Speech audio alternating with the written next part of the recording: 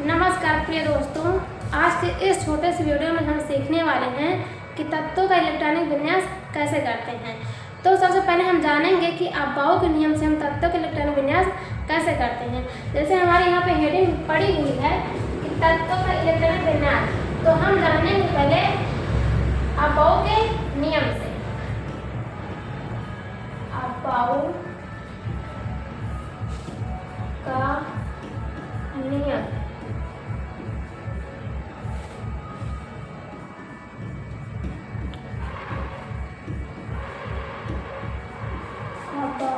Principal.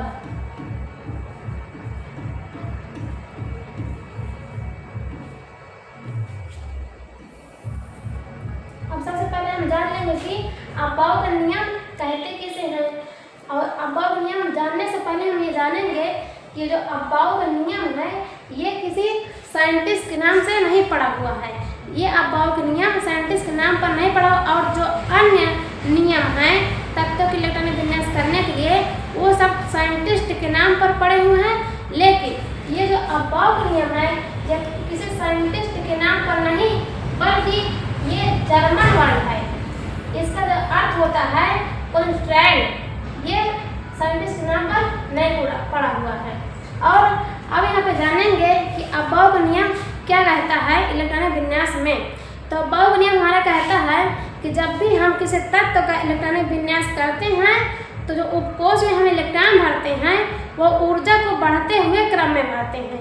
हमारा अब्बाउ का नियम यह कहता है कि इलेक्ट्रॉन की ऊर्जा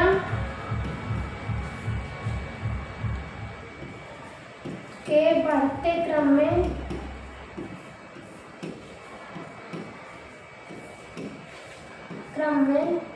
भरते हैं।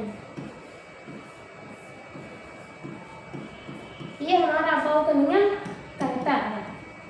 तो अब हम जानेंगे पहले इलेक्ट्रॉन विन्यास करने से कि कितने उपकोष होते हैं। उपकोष हमारे होते हैं S, P, D और F।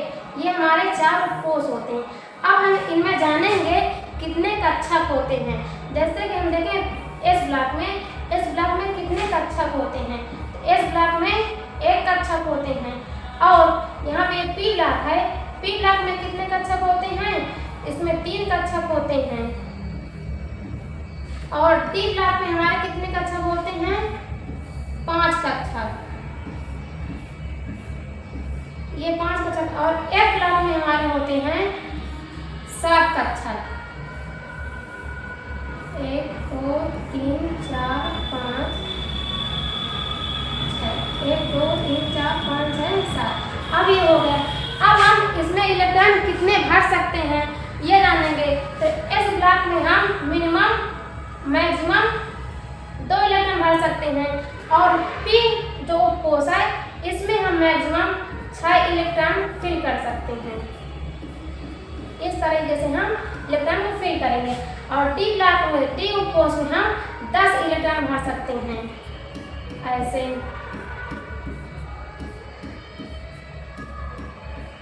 और A ब्लॉक में हम 14 इलेक्ट्रॉन भर सकते हैं।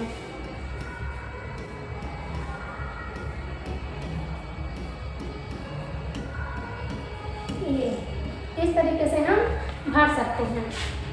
अब दोस्तों ये तो आपको समझ में आ गया होगा कि 4 उपकोष होते हैं S, P, D और F।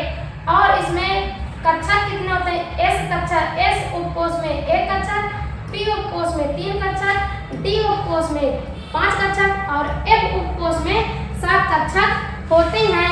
और S उपकोष में मैक्सिमम 2 इलेक्ट्रॉन भर सकते हैं, P उपकोष में मैक्सिमम 6 इलेक्ट्रॉन भर सकते हैं और D उपकोष में मैक्सिमम 10 इलेक्ट्रॉन भर सकते हैं और F उपकोष में मैक्सिमम 14 इलेक्ट्रॉन भर सकते हैं।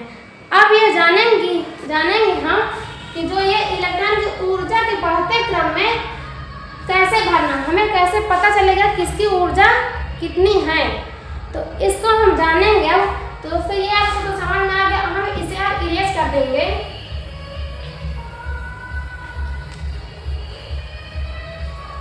जैसे कि हमें यहाँ पे दे गए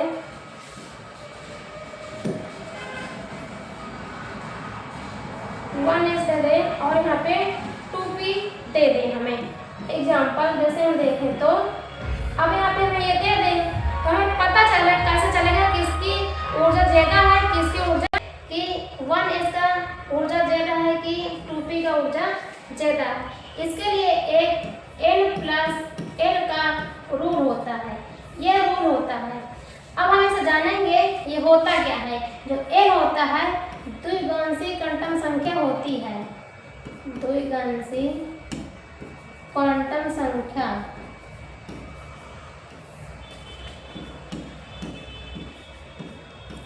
ये हो गया। और n जो हमारा होता है मुख्य क्वांटम संख्या।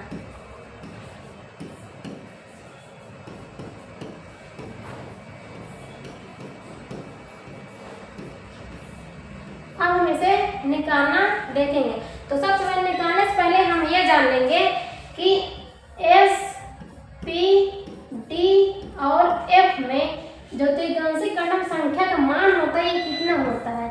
L बराबर हम यहाँ पे लिखेंगे S का जो द्विगांशी क्वांटम संख्या होता है 0 होता है, P के लिए 1 होता है और D के लिए यहाँ पे 2 होता है, F के लिए 3 होता है।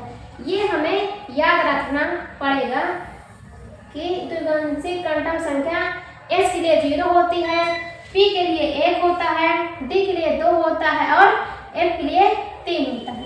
अब हम यहाँ पे निकालेंगे द्विगांशी क्वांटम संख्या ऊर्जा कैसे निकालेंगे। जैसे यहाँ पे 1s 2s 3 2p यहाँ पे जैसे ये लिख दिए। हाँ, अब हम यहाँ पे निकालेंगे n+ रूल से इनके ऊर्जा।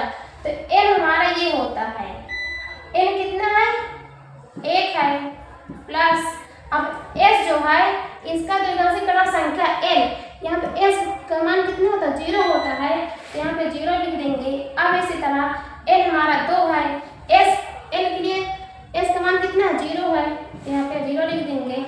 ये हो गया। अब 2p यहाँ पे 2 हो जाएगा और p के लिए l का मान जो है 1 होता है तो यहाँ पे 1 रख देंगे। ये हो गया। अब ऐसे निकाल लेते हैं, यहाँ पे 1 आएगा, यहाँ 2 हो जाएगा, यहाँ पे 3 हो जाएगा।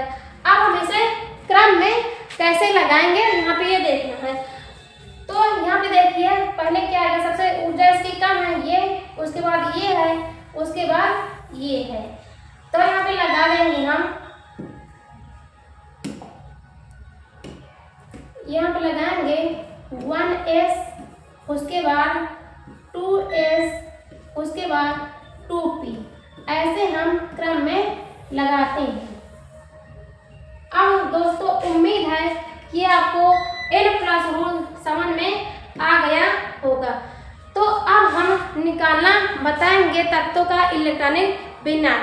तो अब हम आगे बढ़ते हैं। यहाँ पे जैसे हम तत्व लेते हैं सोडियम, इसका परमाणु क्रमांक 11। अब हम इसका इलेक्ट्रॉनिक विन्यास करेंगे। तो ये इलेक्ट्रॉनिक विन्यास करने से पहले हम वो जो हम रूल बताए थे, कॉन्सेप्ट था हमारा, वो तो हम याद कर नहीं पाएंगे। तो इसके लिए हमारा एक ट्रिक होता है जो हम यहाँ पे देखेंगे साइड में। यहाँ पे हम ऐसे लिखते हैं 1 2 3 4 5 6 7।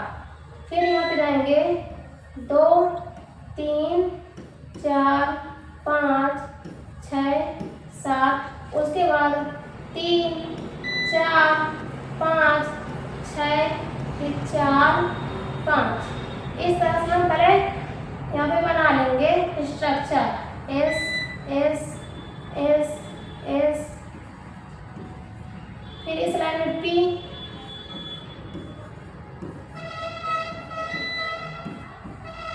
इसमें लिखेंगे D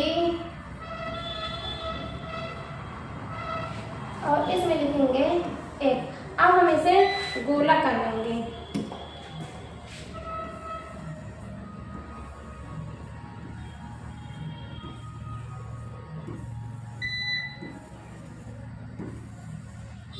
तरीके से हम इनमें सब में गोला कर लेंगे।